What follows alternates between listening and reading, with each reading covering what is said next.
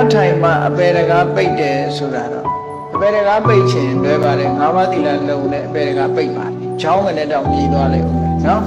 ၅ပါးသီလသာလုံအောင်ထိအပေတကား၅ပါးသီလလုံးနဲ့ဆိုရင်အပေမကြဘူးအပေမကြနိုင်ဘူးအဲ့ဒါကြောင့်၅ပါးသီလအပေကြတယ်ဆိုတာအကုသိုလ်ကြောင့်ကြတာလေအကုသိုလ်ကလည်းအပေကြတော့တဲ့အကုသိုလ်တွေလုံးမှအပေဆိုတာကြတယ်မြတ်စွာဘုရားကပုံသေးကြီးဘယ်တော့မှမဟုတ်ဘူးဟောတာရှိတယ်အနန္တရိယပိဿနန္တရိယကမ္မ၅ပါးကျူးလွန်ရင်တော့သိကြပါမယ်။ဟောအမေတတ်တယ်အဖေတတ်တယ်ယဟန္တာကိုတတ်တယ်မြတ်စွာဘုရားသွေးစင်းတီအောင်ပြမှားတယ်တန်ခါသိမ့်ခွဲတယ်ဆိုရင်တော့ဒါသိကြပါမယ်။ကျန်တဲ့ဟာတွေကတော့သိကြပါလို့ပြောဘူး။နော်သိကြပါ့ပြော။ baby နဲ့ပဲတော့ possible ။ဘာလို့လဲဆိုလူမှာ condition တွေကရှိတာ။ခြေနေတွေကအတူတူတွေကဲတစုံတစ်ခုမဟုတ်တာလောက်တိုင်းဒီပြစ်မှုတစ်ခုကျူးလွန်တိုင်းဒီပြစ်မှုကျူးလွန်ရင်1300နှစ်ဆိုပါတော့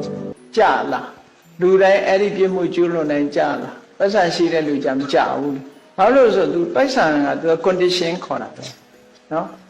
လူကြီးနဲ့သိရင်လည်းမကြာဘူးတရားလူကြီးနဲ့သိရင်လည်းမကြာဘူးဘာမှမကြာတော့အဲ့ဒါကောင်းတဲ့ condition တွေရှိတယ်လေသူမှာအဲ့လိုဆိုလိုတာ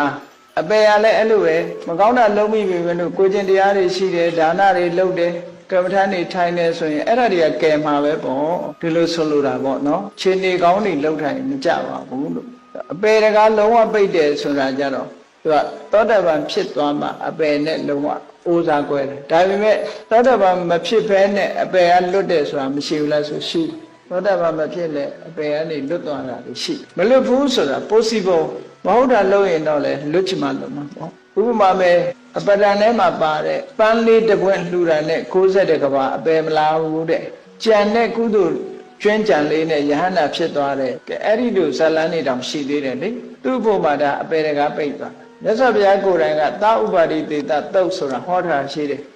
ဒီ